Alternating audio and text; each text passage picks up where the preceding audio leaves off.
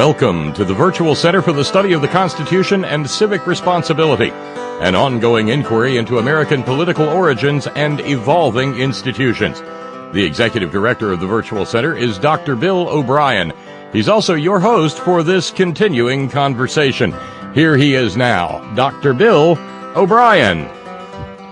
Thank you, Bob Kincaid, and welcome to a Tuesday edition of the Virtual Center for the Study of the Constitution. Today is the 23rd day of May in the year 2017, and I try to say that at the very beginning of the program because as people are reverting to the archives to pick up programs that have already been completed, the date is significant. So, again, today is the 23rd. We are live here at the Virtual Center, and I mentioned that because for so long we weren't, and I just want to make you aware of that.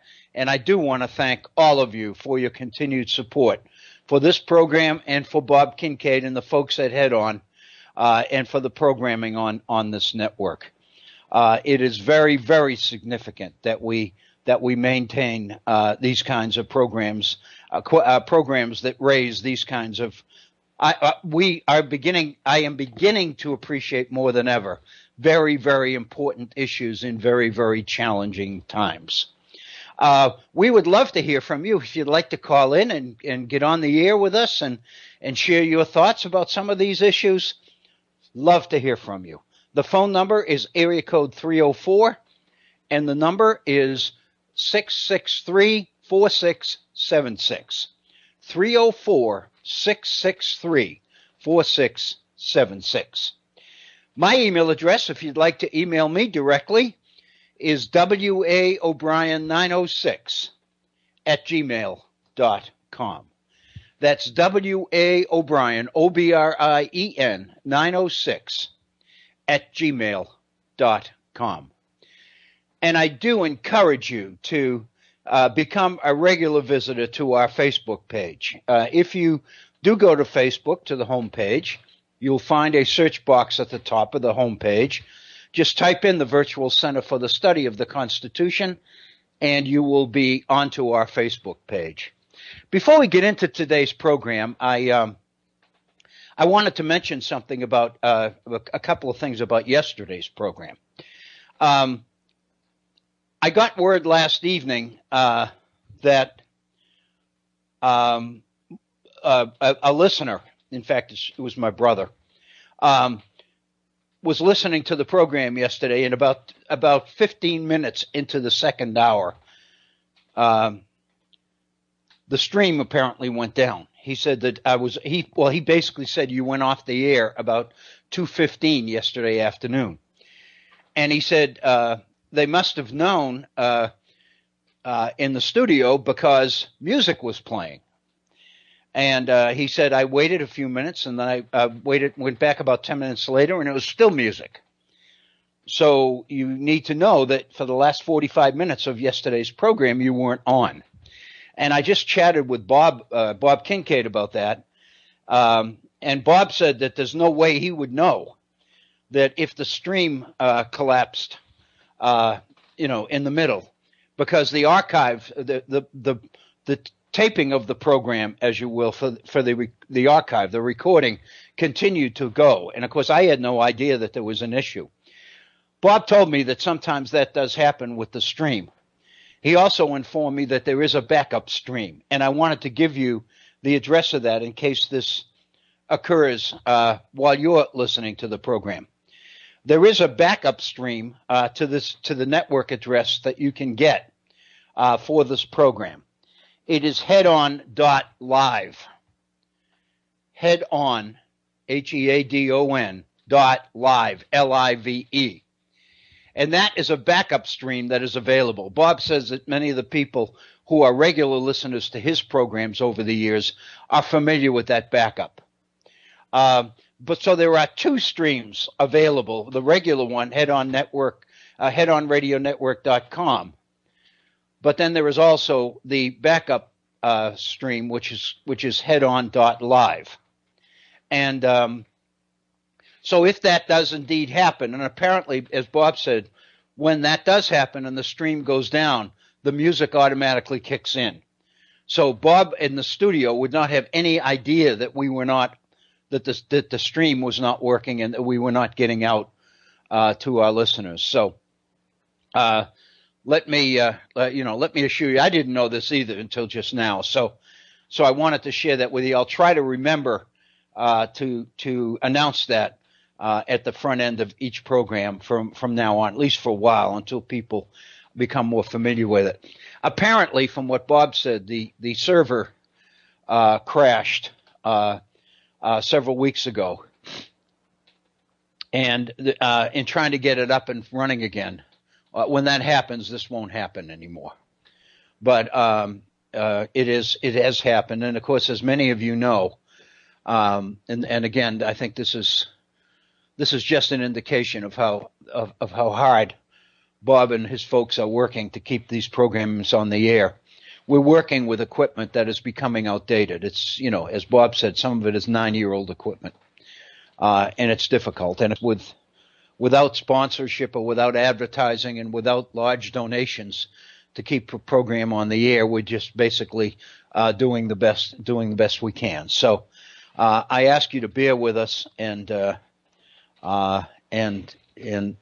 if you can do, that's why I say frequently, I'm not a big fundraiser. I'm not much into that. But in this particular case, I do know that the network itself is on the air because of the people who regularly listen to it and support it. It's that simple. There's no state support. There's no federal support. There's no advertiser support. There's only listener support. So, again, it's a family. And obviously, we would wish that the family got larger and larger and larger, but we do cherish the people who are currently and have been loyal members of this family. And we thank you so much because, as you know, you've kept this operation on the air for a number of years. Here at the Virtual Center, we've been on for 4 years as of the 1st of March. So we're into our 5th year of broadcasting. And obviously it never would have happened and couldn't have happened without you. So again, thank you. And again, I do want you to know, and we appreciate what you do. And I also want you to know that when we give that phone number and invite you to call, this is your network. And if you've got something to say and you've got something you'd like to share with me and with other listeners, I want to avail you with every opportunity in the world to do that, because Lord knows you've earned it. And I want you to feel that this is your network, and you can basically make use of it as it will best serve your needs and your interests. Because we know that when it does that, it serves our interests as well. Because the very fact is, if you call, we want to hear what you've got to say, because we know that it's worth hearing. So I just wanted to thank you for that. The second thing that I wanted to do about yesterday's program, I appreciate it. I was a little bit nervous going into the program because, very honestly, the material, the topic that we were into yesterday is pretty deep. And what I mean by deep, I don't mean deep in terms of hard to understand. I mean it's abstract. And it deals pretty much with, when we're talking about worldviews and things like that, it's very, very difficult to get your arms around that. And so the challenge for me in presenting a program like that is to try to present it in a way which helps people make sense of it, because it's not easy. And I didn't really feel that I did a creditable job yesterday. Bob assures me that I did, but Bob is a friend, but he's also one hell of a critic, and I know that. But at the same time, he said he thought it went well, but I just didn't feel that, I can usually tell when things are clicking and when they're not clicking. And I just didn't hear too many clicks yesterday, I guess is what I would say. I'm not going to repeat it and go back over it again, but I do want to begin today with when we do get into that issue again, I do want to begin with a comment or two to try to bring us up to speed, because I do have additional material on this particular issue, which I think is very significant. And I'm kind of hoping or assuming that you will recognize that too. But in order for you to appreciate that, I've got to do a good job. And I was a little bit disappointed in myself. There are issues going on, but that might be partly responsible for that. I lost a lifelong friend. I found out Sunday evening that a friend of mine that lived in Florida passed away this weekend, and I've been having a tough time with that. So, and again, in fact, I was a little bit concerned about yesterday's program going in because of that. I've had a rough time with that, but and that could be partly the part of the problem yesterday. I'm not sure, but be that as it may, I continue to do the best I can, and the fact was and is that we missed so many live programs over the last several weeks with the classes I was teaching, and then the technical problems with Skype last week, that I made up my mind yesterday that however I felt going in, we were going to do a program. That if we could get on the air yesterday, I was going to get on the air. So I was determined to do that. So again, I just wanted you to know that I appreciate that, and I want to be comfortable enough and upright enough with myself to say honestly, when I feel like I should have done better, I'll try to be the first to admit that. And but anyway, with that, let me share with you something totally different. I wanted to touch on a topic or two before we got back into that material on technology, because I think what's coming in the area what we'll be doing in the area of technology is quite significant, and I hope that you'll agree.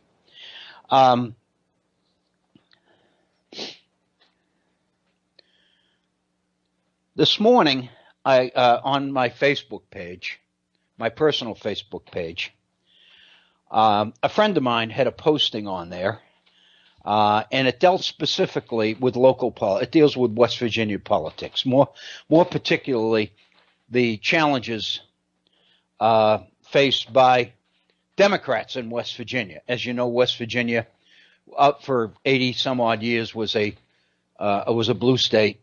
And then over the last few years, beginning in 2010, the state began to change until now. West Virginia is one of the reddest states in the Union. We have, it was a pretty much, with the exception of the governor, it was a pretty much Republican sweep in 2016 in this state. Donald Trump took West Virginia, but as I recall, by 62%. So. And Democrats trying to run against that found it very difficult. The only exception to that was the governor's race here. Jim Justice is our governor. He is a Democrat, but as I say this, I have to say very honestly, he's a governor, but he is this year, is what I mean. This past weekend, I went to a district conference for the Rotary International in Southern West Virginia, and the guest speaker at Saturday night's dinner was Governor Justice, and he was talking about local politics and about the budget challenges here in West Virginia. In the course of his presentation, he made the following point, which I thought was very significant. I didn't raise an issue or raise my hand or anything else, because this probably hit me a little bit harder than it hit other people in that room. But he made the comment, in the following ways. He basically said, Democrat, Republican, it doesn't make any difference. We're all West Virginians here. He said, I was a Democrat. Then I was a Republican. Then and now I'm a Democrat again. But he said, it doesn't really matter. Well, the fact of the matter is, it ought to matter. And I'm not being so critical of Governor Justice as I am of Democrats in West Virginia. I think Democrats in West Virginia have allowed themselves to slide into a frame of mind which is based on the idea that the only important thing is to win. And whatever is necessary to win, we'll try to do. And oftentimes, the drive to win seems to supersede the reason that we should win, if that makes sense. It seems to me that in recent years, the Democrats, as they began to slip here in West Virginia, as their hold on West Virginia politics began to slip away from them, became less and less focused, became more and more focused on winning elections and less focus on why people vote and support the Democratic Party and what being a Democrat ought to mean and should mean, and to many people does mean. I've said this, we've done programs with this on this particular topic recently, several of them I know. And I'm not going to get in my own politics and what I think. But the fact of the matter is, the Democratic Party in West Virginia is in serious political difficulty. There's absolutely no question. And people are openly saying to prospective candidates here, if you want to get elected to anything, you better not be a Democrat. Because if you have a D after your name, you're dead here in West Virginia politically. And so consequently, a number of Democrats have switched. Many have become independent. Some have become Republicans. Some have totally washed their hands of politics entirely and don't plan to vote for anybody. Because there's no question, many people's aspirations and dreams over the years have been dashed, seriously dashed, by what they see as failures among those who should have done better and should know better.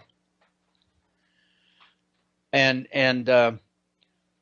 I have a friend, a good friend, that I became, actually just got to know her as a result of the political campaign last year. But she's a good person, and I recognize that right away. We've become pretty good communicators back and forth on Facebook. Anyway, she put a posting on Facebook this morning. It wasn't directed to me, but as being on her Facebook account, I received the message, and I wanted to share it with you because I think it's very significant. So if I can, let me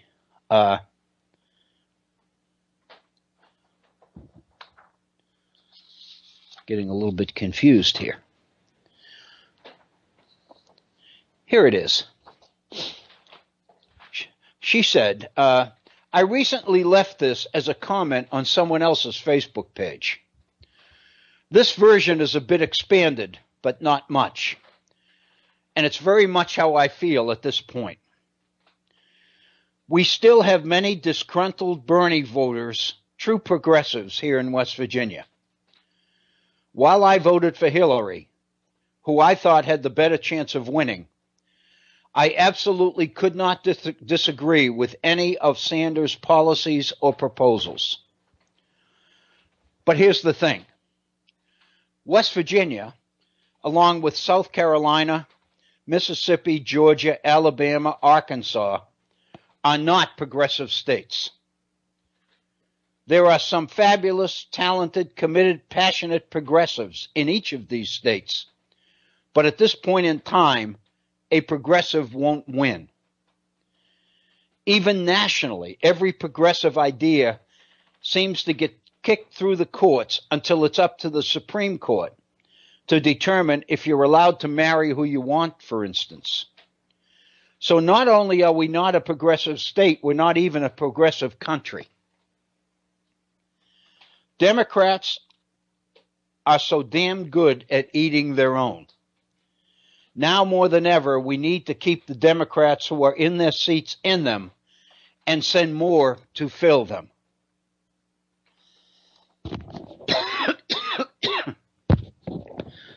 This is not the time, she says, to let the perfect be the enemy of the good. Here in West Virginia, our Republican Senator, Shelley Moore Capito, won't show up for any public meetings and recently had peaceful protesters chased off a public sidewalk in front of one of her offices. That was right around the corner from where I live. Some Democrats were protesting the fact that Shelley Moore Capito, our Republican senator, wouldn't agree to a town hall to meet with her constituents, and they were protesting her for that. And she had the police kick the people off the sidewalk in front of her office. On the other hand, our very moderate Democratic Senator, Joe Manchin, does show up, answer questions, listens carefully, explains his vote logically, and never seems to please all of us. If Democrats want to ensure a full future Supreme Court that will fall on the side of progressive ideas, we damn well better put Democrats in every possible elected seat. The sooner the better. It's time to be practical, pragmatic. We can work on progressives after we take back the Senate and the House. And that particular posting was followed by 2 or 3 very insightful comments from people who received that particular posting before I even saw it. One of the people there talked about Senator Joe Manchin and said basically that, and I can't remember whether it was a male or a female, but that's not the point. This person said, I'll never vote for Joe Manchin again for anything. Another one of the comments on there said, I have changed my registration to independent because I'm just washing my hands of Democrats entirely, and on and on and on. And so basically what the initial email raises, or the initial posting raises, and this is the point that I wanted to make, is this idea of what the Democratic Party is or ought to be. And how do we resolve the conflicts and the differences within it between disappointed progressives who supported Bernie Sanders and some of the moderate policies that seem to be in control of the Democratic parties, and who seem to advocate working across the aisle and focusing on issues, in other words, trying to get every crumb, everything we can, even if it's not victory for the party or what the party stands for. I really think that there's a message here. I think there's a lesson to be learned here. First of all, if we're going to have 2 viable major parties in this state or in the nation at large, if the National Democratic Party is going to be able to play a significant role in national politics, it seems to me that leaders of that party must do everything that they can, obviously, to attract people whose particular positions on issues might differ. Let me use the West Virginia situation as an example. We have a Republican Senator, Shelley Moore Capito. I don't know why I keep saying Sheila. It's Shelley Moore Capito. Maybe her name should be. Maybe her dad should have named her Sheila rather than Shelley. But anyway, it is Shelley. And our Democratic Senator, Joe Manchin.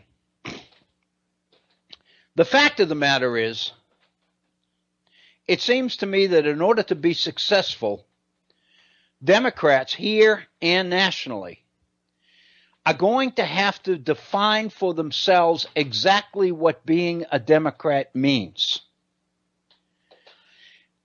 And once that particular image begins to become clear,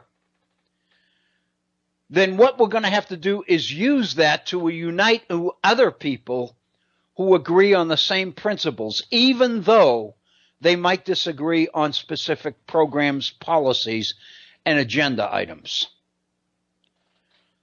Example, here in West Virginia, this past year, 2016, the Democratic Party adopted what at the time was probably the most progressive party platform of any state in the nation.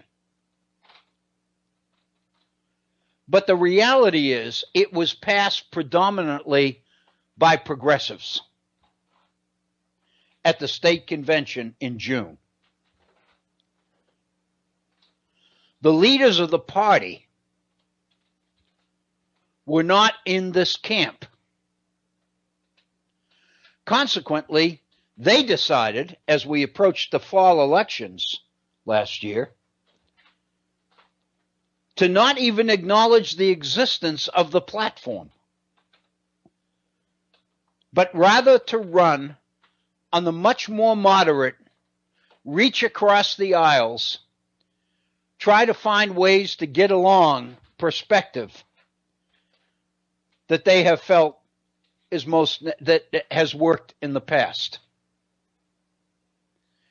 The result is that even though Bernie Sanders won every county in West Virginia, all 55 of them, during the Democratic primary, the fact of the matter is the supporters of Senator Sanders might have been able to write the party platform, but they were unable to crack the upper echelon of the party structure, which translated that platform into political action. The result was that the behavior of the Democratic Party of West Virginia on the national stage was in no way progressive. At the National Democratic Convention in Philadelphia in July, when it came West Virginia's turn to announce its electoral vote for president in the Democratic camp, the results in Virginia were a victory for Hillary, when in fact Hillary did not win that popular vote, Bernie Sanders. The leaders of the party decided had the best chance to defeat Donald, cast its electoral vote for Hillary, which was really a kick in the. The result has been devastating to either independent, in some cases Republican. And here we stand.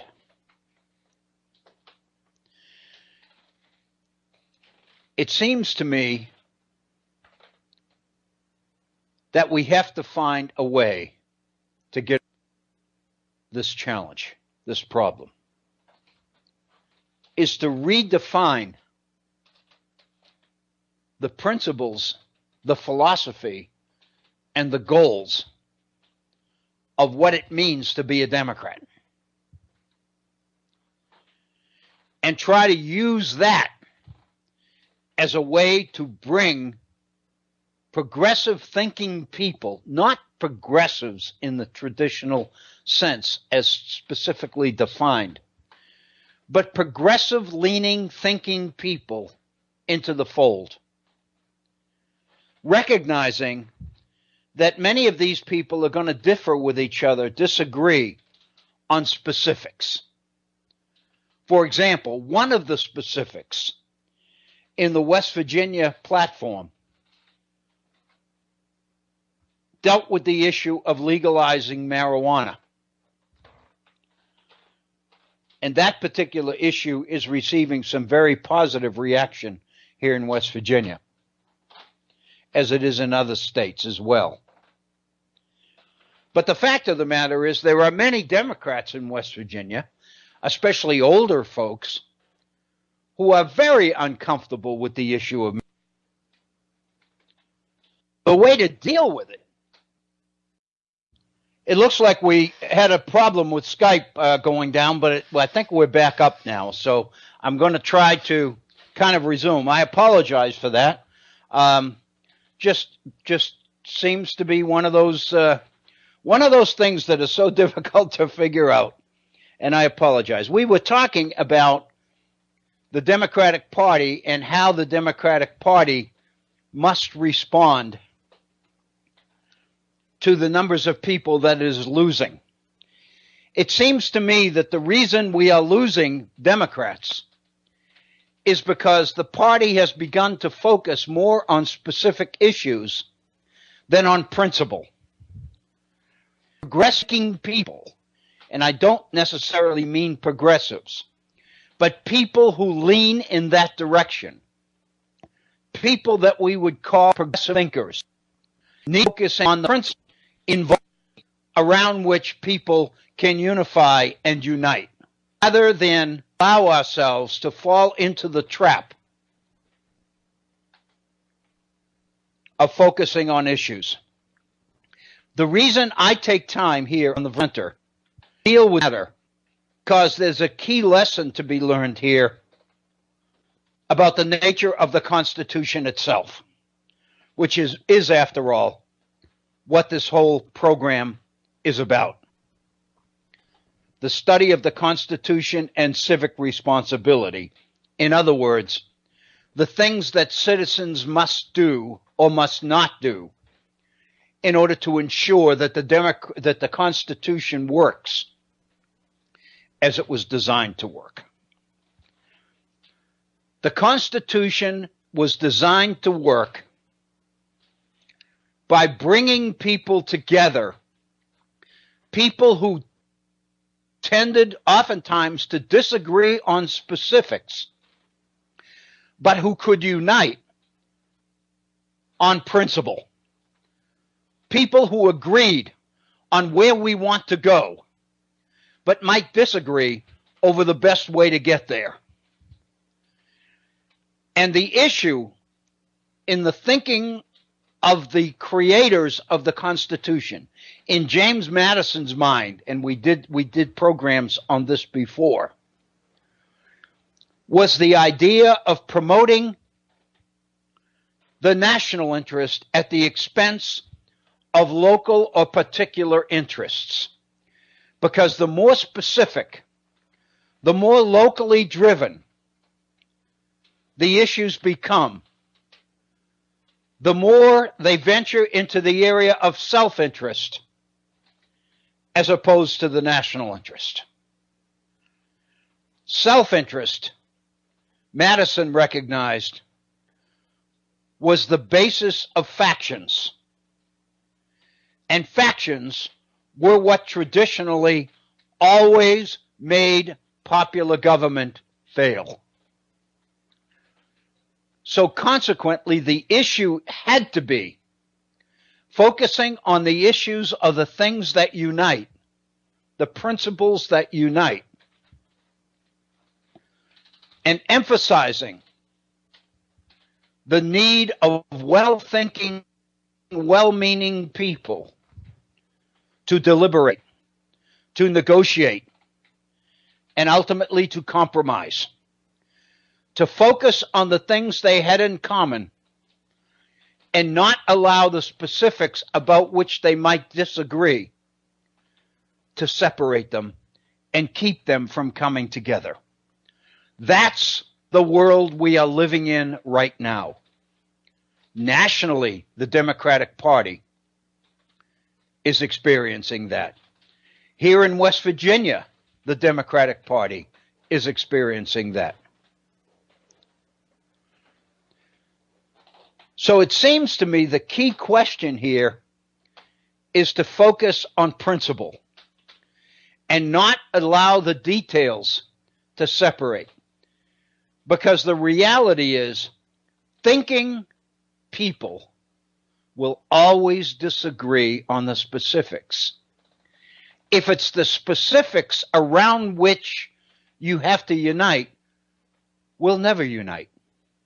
Democrats won't unite. Americans won't unite. And I point out to you, that's what we see happening on the national level with the growth of partisanship in our politics. We are focusing more and more on an us versus them kind of political framework or political fabric. We can't preserve the nation as it was conceived unless we change that agenda or that way of operation. Because very honestly, in a pluralistic, diverse society comprised of people of different religions, different faiths, different races, different nationalities, we must focus on the issues which unite us, because there are so many things there to divide us. We can't afford to focus on the issues that divide. We must focus on the issues that unite. That's what progressives must do, it seems to me, not only on the national level, but here on the state level, here in West Virginia and other places as well. We must take the time, which I think too many of us believed we didn't have, to educate people on what we stand for as Americans, as Democrats, as civic-minded citizens. Not only is that the way to bring Democrats back into office, into power, but it's the only way to preserve the constitutional system that James Madison and those who supported him gave us. We are in serious danger of losing it. Issues, these emotional issues, the issues of religious differences, the issues of my God versus your God, the issues related to abortion, the issues related to gay marriage, medical marijuana, marijuana for general usage. These kinds of things are very sensitive, emotional issues to a lot of people. They can't become the basis of political organization because they will divide rather than unite. What are some of the issues, as examples, that will unite? It seems to me that there were certain key ones. Education, the environment, healthcare, national security, the idea of human rights, the idea of work,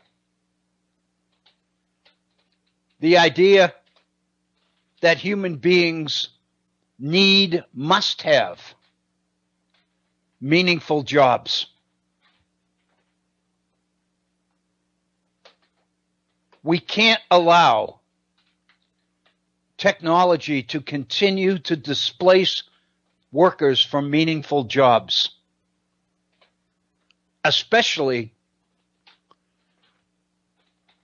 when there are no places for these people to go to find other meaningful jobs. The traditional idea in capitalism of what the economists call creative displacement needs to end.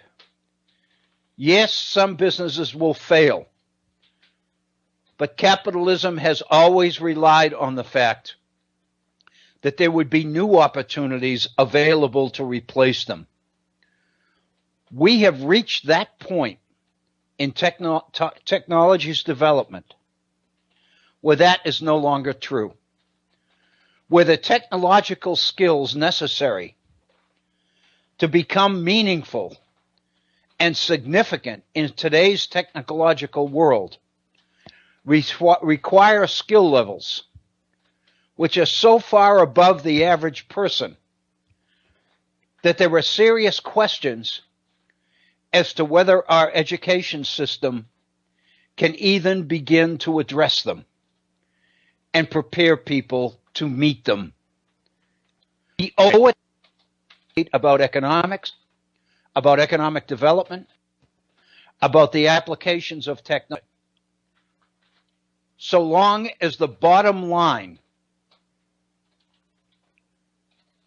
is the driving force, so long as a corporation functions principally on the basis of whether an organization's stock is going up or going down, as long as that is the principal driver of decision making, then the moral question can't find its way onto the table. We have got to find a way to do that. And it seems to me that's the kind of things that Democrats can unite on. We all believe, as sensitive thinking Americans, human beings, we all believe that there are certain human rights that all people are entitled to. Healthcare is one of them. People need healthcare. All people need healthcare. If the powers that be decide that the avenue to healthcare is going to be through insurance companies, then we need to put restrictions on the insurance companies in order to guarantee that they make available to people what people need. If insurance companies aren't going to do that, if insurance companies are going to overprice their product to the point that only those with significant revenue can afford the coverage, then either the situation must change or the avenue of selecting or delivering health care has to change. If single-payer universal coverage is the only way to cover everybody, then that's the way we have to do it.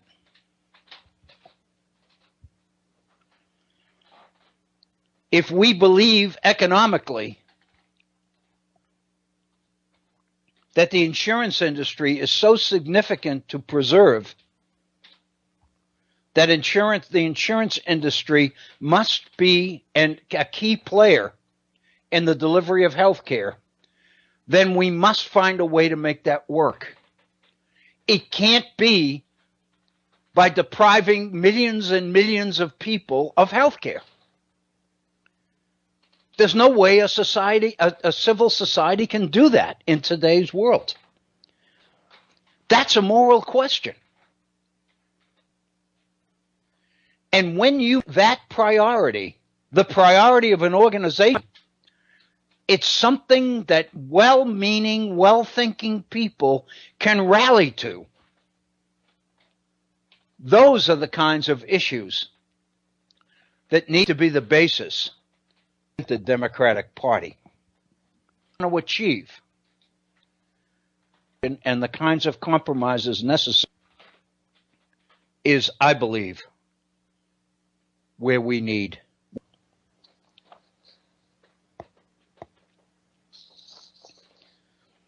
There's a second that I would like at the bottom of the hour.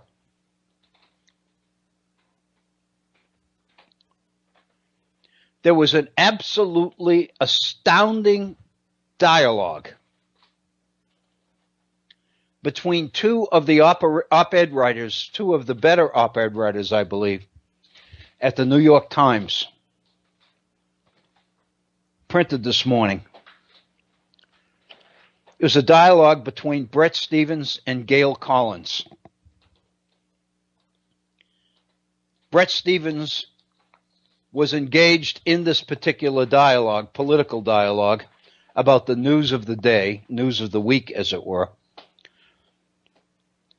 The commentator or columnist who's usually involved in this is David Brooks.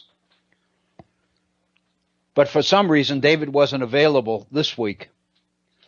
So Bret Stephens replaced him in this conversation with Gail Collins. And as a result of that, or as a courtesy, Gail Collins allowed Bret Stephens to choose the theme of the discussion. And the theme that Bret Stephens picked was what he called acceleration. The pace of news, of scandal, of Trump. As he said, it's like a hot dog eating contest. We keep shoveling in the Trump news with little time to chew it over and even less time to digest it. That's the theme that these folks discussed. That's the theme that I'd like to ask you to think about as we enter the final half hour of today's program here at the Virtual Center. It's a look at the way the Trump administration is doing business, but it's also a look at something more significant than that.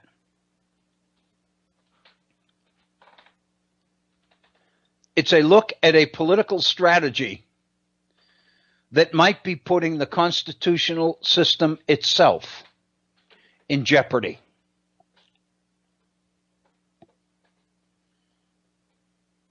I think this dialogue raises these issues. I think these issues warrant serious reflection and serious consideration. Bret Stephens opens the discussion with Gail Collins by reviewing the previous week of political news as far as President Trump and his administration is concerned. He says, I know this is a little bit dated, but the other week I noticed someone on Twitter trying to summarize 5 days worth of Trump news. And he says, I can't find the tweet, but here's the way I remember it. On Monday, it was 18 days of Flynn. On Tuesdays, it was the Comey firing. Wednesday brought the full flowering of the Rosenstein defense. With Thursday came the president's interview with Holt on NBC. On Friday came the Comey threatening. And then the cycle started again the following Monday with President Trump's Oval Office intelligence disclosures to the Russians. Gail Collins responds and says, good list.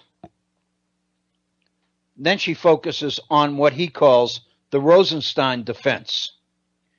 She said, that reminds me of the new rule that anybody who goes to work for Trump should expect that indeed they'll become famous, but probably as an adjective in some sort of unflattering headline. Stephens responded, in years past, he said, any one of these stories would have merited a week's worth of intensive scrutiny.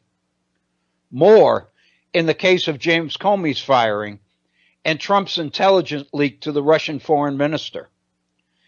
Instead, No sooner does the administration drop one bomb than it drops another.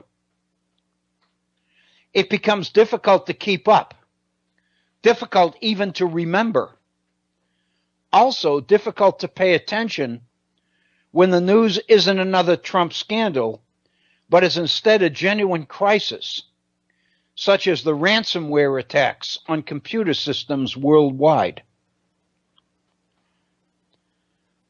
Bret Stephens then addresses Gail Collins, with the rationale for his questions. He said, "Here then are my questions for you.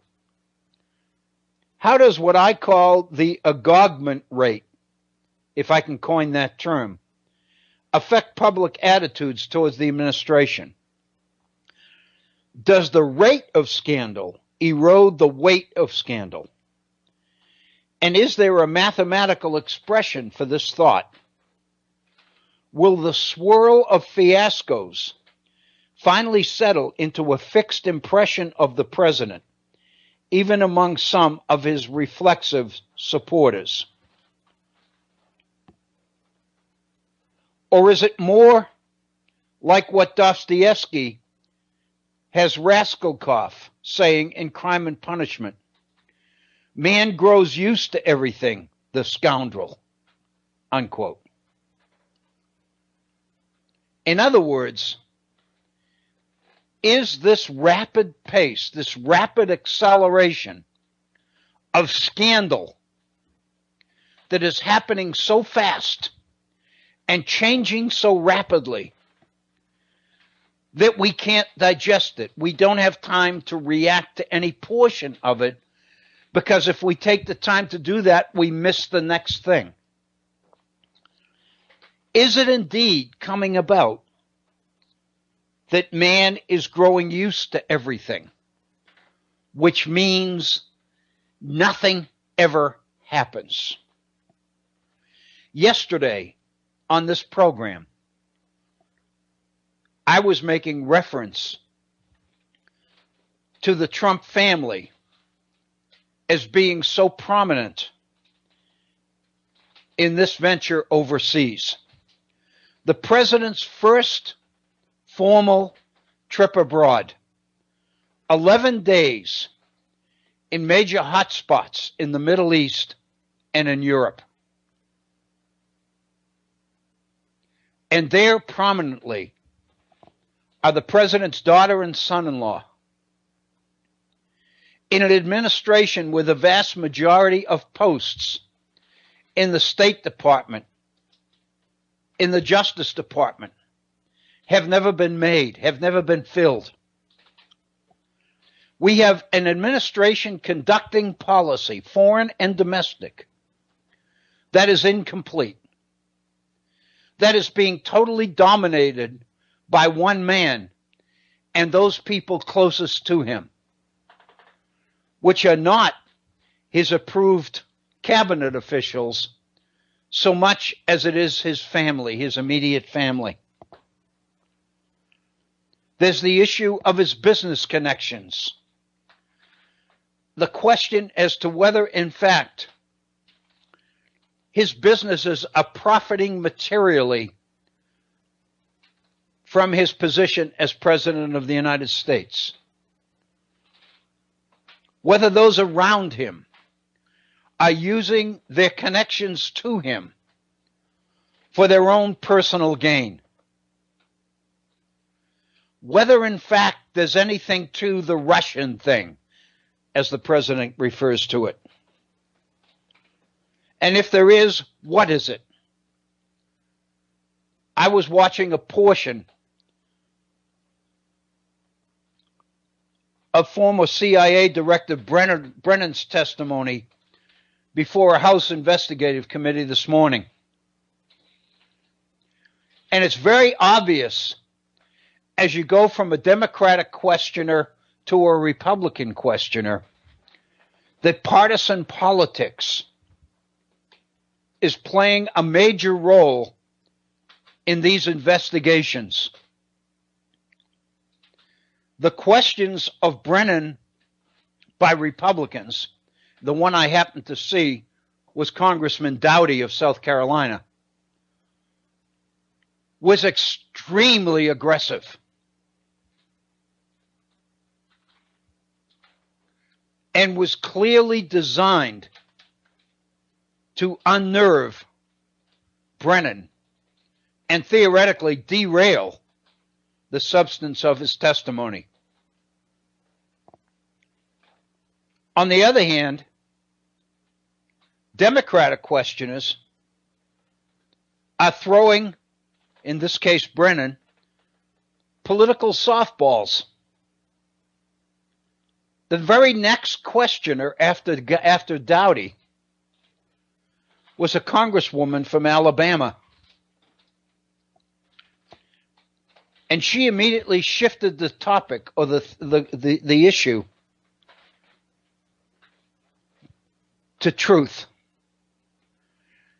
And she asked a general question as to what Vladimir Putin and his efforts to sabotage not only the American political system, but also political elections in France, Turkey, and elsewhere throughout the world. Whether, in fact, Putin's actions might threaten truth itself. And this provided Brennan an opportunity to pontificate on the importance of truth and fact and all the rest of it. Conclusion, Brennan tended to look pretty good after this particular piece of testimony, but by intention, he didn't look so good when he was engaging Congressman Doughty. So the fact of the matter is there are a number of different agendas in operation here at the same time. And it could be that what's being lost in the mix is America's agenda, the most important agenda of all. So this question of the speed, the rapidity of issues, of challenges, of scandal is, according to the questions raised by Bret Stephens, wearing down the general public. The public is becoming so weary, so tired, so aware of its inability to do anything to stop what's happening, the negatives that are happening, that the fact of the matter is the negatives continue to become more and more prominent. There doesn't seem to be a way to stop them. Gail Collins responds to this issue of acceleration and says, I don't think people are getting used to it, but the fact is they have so much to follow, it's hard to seize every moment. For instance, and then she raised another question. The president's Coast Guard commencement speech was swallowed up by the news that we've now got a special counsel to investigate everything. Under anything approaching normalcy, the fact that a president went before a group of young people who've dedicated their lives to military service and complained that he was the most unfairly persecuted politician in history would have been noticed. But the reality is, nobody really noticed what he said at the Coast Guard Academy because it was overwhelmed by the appointment of the special counsel, the appointment of Mueller, in order to investigate the Russian activity in last fall's elections. Stephens responded to Gail Collins on this issue by saying, I'm glad you mentioned the speech with the Air Force Academy. It illustrates what may well be another quasi-mathematical equation. when it comes to politics and human nature, which is the correlation between narcissism and chaos. A president who cannot see above the parapet of his own self-pity isn't going to run a competent administration, period. He just doesn't care enough to engage. That's why Trump won't staff his administration. It's why he won't learn the details of his own health care plans. But all that's about to end. The appointment of Robert Mueller as special counsel means that we've gone from this totally nuts stage of the presidency to this deadly serious stage of the presidency. Do you see this ending in high drama? Trump resigns? Trump gets impeached? Hard to imagine the resignation part with this guy. And the idea of struggling to get the nation a President Pence doesn't really fill me with excitement, Gail Collins said. Stevens' conclusion, I do see this whole thing ending in high drama. The reason is simple. Trump can't help himself. There was an interesting, and I happened to see this, there was an interesting op-ed in the Times last week by John Yoo, law professor at Berkeley, who served in the George W. Bush Justice Department. Yoo makes the case that the right historical analogy for the Comey firing and the scandals associated with it is Iran-Contra, not Watergate. And that Trump can escape the fallout much like Reagan did by firing lots of people, Bannon, Priebus, the rest of them, and then focusing his energies on foreign policy, leaving domestic policy to congressional Republicans. And Gail said, oh yeah, turning the spotlight to international affairs, a classic example of changing the subject. People who don't normally pay much attention to presidential diplomacy are nervously watching every stop because, there's an agogment rate. They're afraid he'll do something strange or terrible or ridiculous and cause an international incident. Because of that, every time Trump behaves normally, it's seen as a kind of triumph. Bret Stephens closes the discussion with the following. In the end, though, he says, I don't buy Yu's argument. Trump isn't Reagan. He isn't even Nixon. He has no message discipline. He doesn't appear to practice his lines. He certainly doesn't stick to his script. He creates a new crisis every time he tries to quell or rebut an old one. And he isn't surrounded by the likes of Howard Baker, Jim Baker, or George Shultz, people who knew what they were doing. So the implication of this dialogue between Gail Collins and Bret Stephens focuses on the speed with which scandals are arising.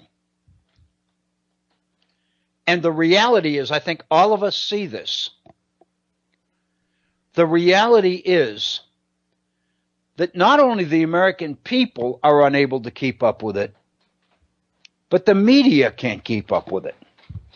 The media cannot fulfill its investigative role, its role in a free society of investigating and revealing the behind-the-scenes issues associated with policy and programs.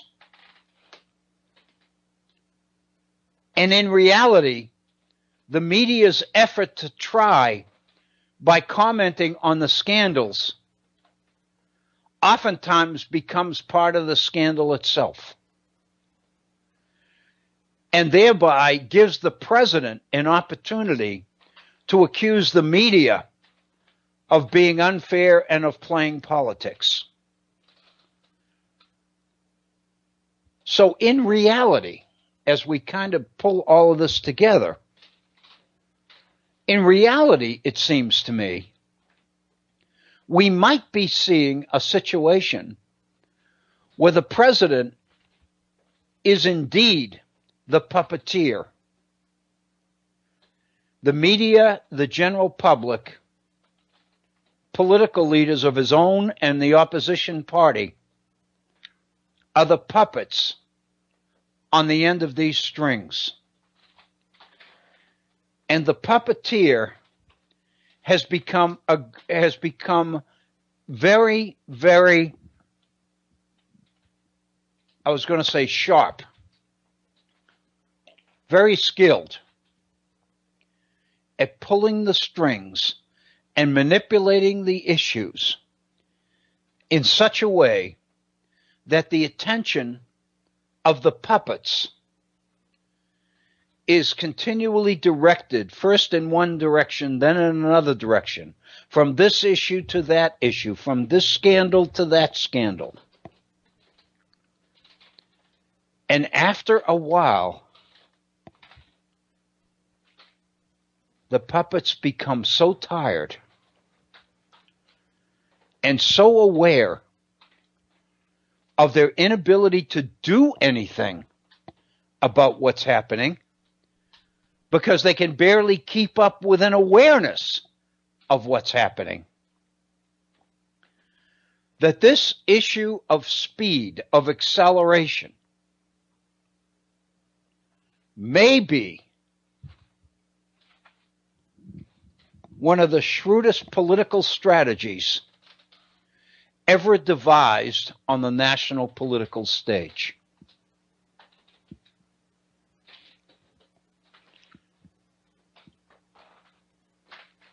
Let me insert here a recollection of the campaign. Not so much the campaign with Hillary Clinton, although that is indeed appropriate, but more specifically the primary campaigns in which President Trump was challenged by 17 members of his own party. And one by one, he was able to dismiss them all. They couldn't keep up with him. They couldn't respond to him. He was shifting from issue to issue. He was making comments that were very personal comments. He was tweeting things that were causing people to stop dead in their tracks. He was creating so many issues that he was dominating the primary campaign. He was dominating the news. He was item one every morning on the news. The media never had time to cover anything else except Donald Trump, because there was so much happening there. And his opponents couldn't deal with it. They couldn't find a solution to it. And one by one, they withdrew. And the candidate who at the beginning seemed the least likely to ever get the nomination emerged as the victor. And then he took on Hillary Clinton, who all the polls said was going to win a victory that was so huge that it was likely that the Republican Party would never recover from the loss. She was going to win by so much. He was going to lose by so much that the Republican Party would be decimated, that the Republicans' control over the House was likely to be lost, that Republican control of the Senate would definitely be lost. But lo and behold, what happened? The fact is, Hillary lost. All the polls missed it. Hillary's campaign missed it. All the experts missed it. But somehow, Donald Trump was able to see his way to victory. And he pulled it off. There's something to this issue of acceleration that Bret Stephens raises in this dialogue with Gail Collins. You can find it in today's New York Times. I think it's very significant because what it does is reveal a strategy that makes accountability impossible in a political system, in a republic that absolutely depends on accountability, on the people's ability to hold their elected officials accountable for what they do. The president has achieved a level of accomplishment in devising a political strategy which makes him immune from all the traditional approaches to accountability, which not only makes him very dangerous, but makes it very threatening to the very structure of our constitutional system. Think back, and we'll do this in future days, but think back to the statements that James Madison has made in a number of the Federalist Papers on the benefits and the strengths of republicanism and the extent to which this nation must function around a Republican model, a model of government based on and driven by the principles and the realities of republicanism. And then witness what's happening and the degree to which what's happening violates the tenets of republicanism.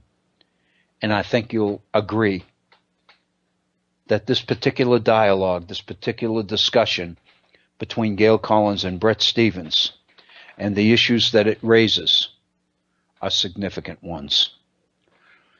We have reached the end of our scheduled time here at the Virtual Center on this Tuesday. It is the top of the hour. I want to thank you for tuning in. I apologize for the break in service in the middle, but we did have a Skype breakdown, I believe. And we just lost the ability to get on the air for a time. But I think we were able to come back successfully. And we'll be back tomorrow as well. Thank you for your continued support of this program and of the Head On Radio Network. For Bob Kincaid and his folks, this is Bill O'Brien. Thank you so very much. Have a good day and be kind to each other. Thank you.